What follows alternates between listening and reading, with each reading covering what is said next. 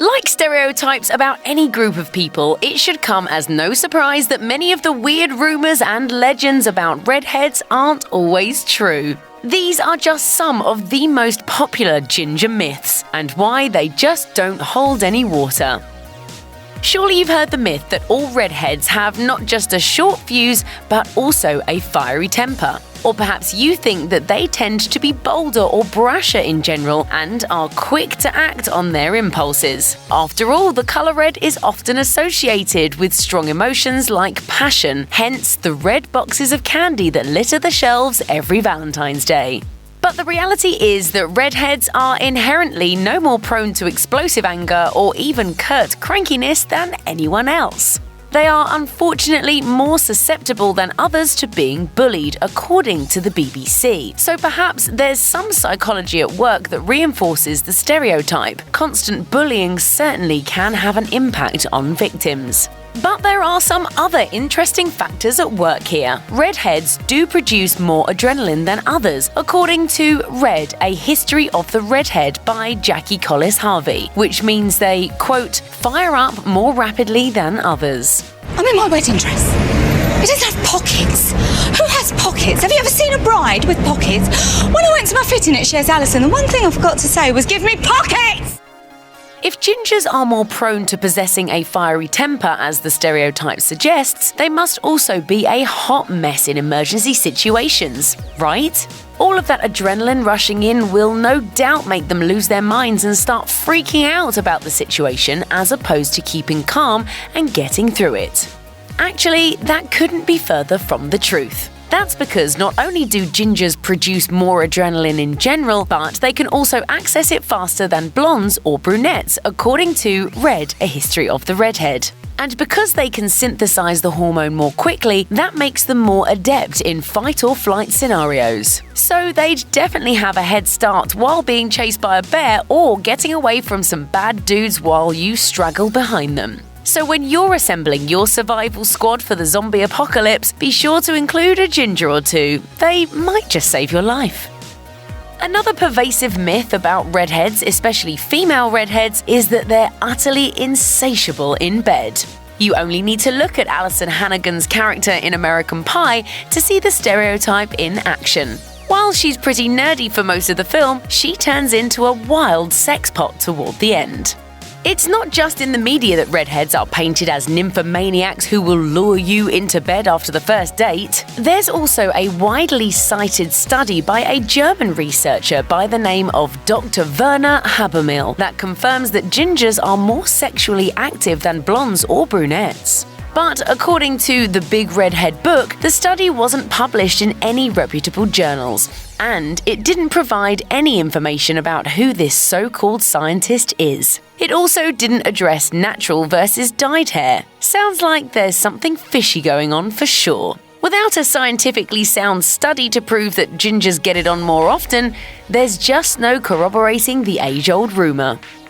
Historically, our ginger brethren have not had it especially easy, according to US News & World Report. Much of that was due to the beliefs that people in ancient civilizations had about them, which were often rooted in a supernatural fear or concern. For example, men with red hair were burned alive in ancient Egypt, even though it's thought that Cleopatra herself might have had red hair. Who knew? Additionally, Aristotle believed that redheads had bad character, and the early Greeks believed that redheads turned into vampires. But perhaps the most egregious example of gingers being targeted was in medieval Europe, where approximately 45,000 red-headed women were murdered because of suspected ties to witchcraft and magic. Yikes! We have found the witch! May we burn her? Who do you know she is a witch? She looks like one! Yeah, she does! Gingers still face various kinds of persecution and discrimination today, according to The Guardian, which is unfortunate to say the least. What is it about redheads that inspires such hatred?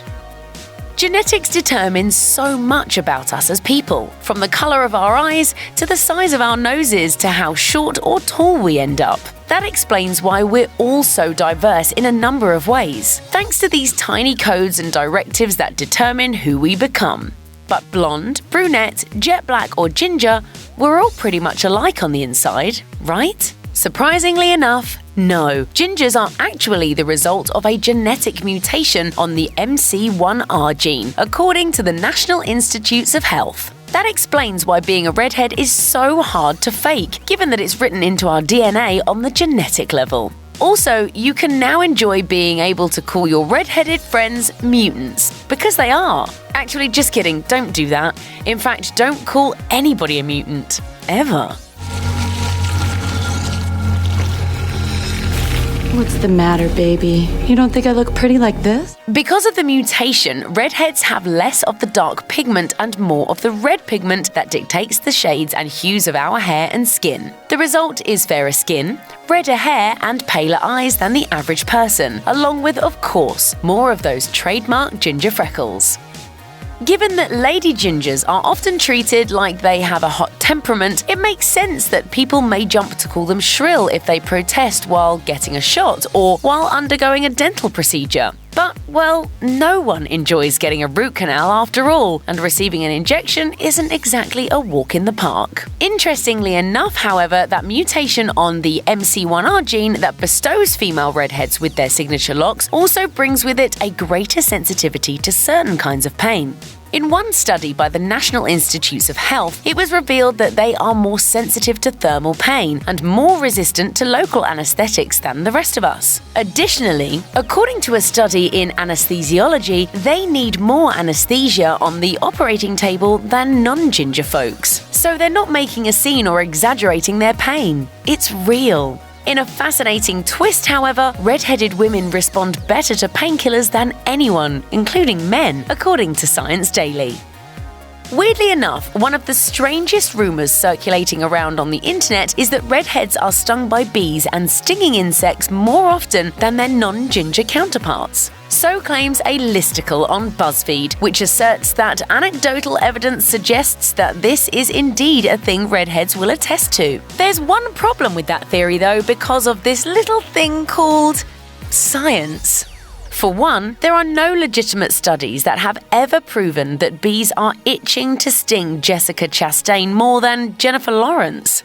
Additionally, according to KREM, while bees have a broader range of colour vision than humans, they can't really see the colour red. That kind of takes the oomph out of that theory, huh? To be fair, bees are more sensitive to smells than they are to any colours, so maybe there's something at work there. But until it's proven, it looks like we're all at the same risk of getting stung.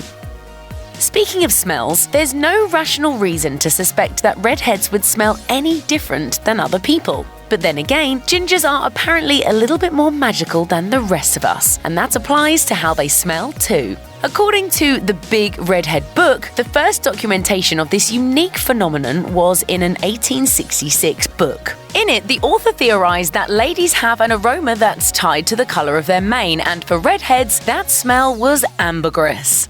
What exactly is ambergris, you might be wondering? This is ambergris. It might look like a rock, but it's actually a rare kind of whale poop. Of course, that wasn't exactly hard science, and it wasn't published in a contemporary peer-reviewed journal. But there is some science at play here, as gingers have a skin mantle that's more acidic than non-gingers. So when they apply perfume or a scented oil to their skin, it smells differently than others. Additionally, gingers may have to reapply scented products more often, as they don't last quite as long. If you watch a lot of television and don't skip past the commercials, you've probably noticed that redheads are in an awful lot of them.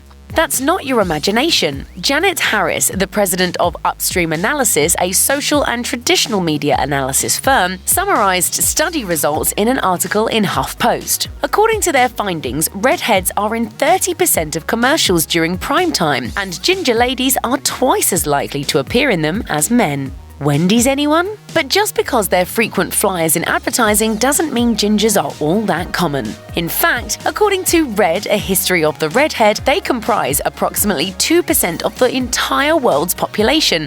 which is really not a lot. In Europe, the stats are a little bit higher, where they account for 2 to 6% of the population. So what's the reason gingers are so rare? It comes down to genetics, as being a redhead is a recessive trait, just like having blue eyes is. So if you have red hair and blue eyes, you're practically a unicorn. Congratulations! Given that the majority of the ginger population lives in European countries that tend to be cloudier than they are sunny, you might also be tempted to think that they don't need as much vitamin D as other people. But according to the Big Redhead book, it's not as simple as it seems, of course. More ginger wizardry is at foot. The deal is that redheads need just as much vitamin D as regular folks do. But since they tend to live in those less than sunny places, they've evolved to create vitamin D in their bodies in a more efficient manner than everyone else. So when they do get some sunlight, they can produce more vitamin D in a shorter amount of time. Hey, you've got to take the good with the bad, right? If you have a close relationship with a ginger gal, chances are you've noticed that she always carries an extra jacket and scarf with her, or that she curls up with a blanket even when no one else is using one. Chances are you've also gently teased her about always being cold and not being able to handle even the slightest cool down. But that doesn't mean the red-headed lady in your life is just being a wimp about the weather, or that it's all in her head. And science proves it. According to a study in the journal Anesthesiology, red-headed women are more sensitive to thermal pain, which means they're super susceptible to the extremes of both cold and hot temperatures. Apparently, that MC1R mutation has an impact on the way the gene that detects temperature functions, causing it to work harder than it needs to.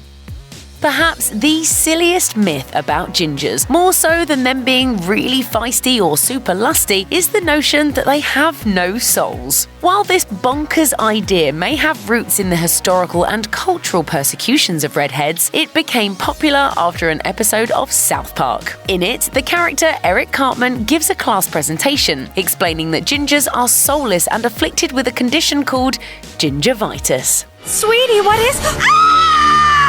I'm ginger! Oh my god, Eric!